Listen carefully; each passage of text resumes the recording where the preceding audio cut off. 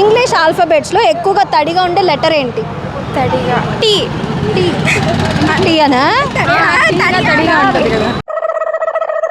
English ఆల్ఫాబెట్స్లో ఎక్కువ తడిగా ఉండే ఆల్ఫాబెట్ ఏంటి? డబ్ల్యూ. ఎందుకు? Water rain.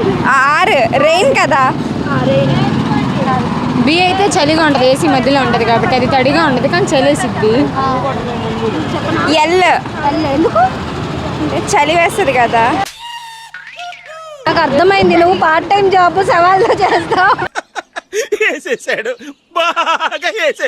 చెప్పనా? సి. హే గాయస్, మీరు జాబ్ కోసం చూస్తున్నారా?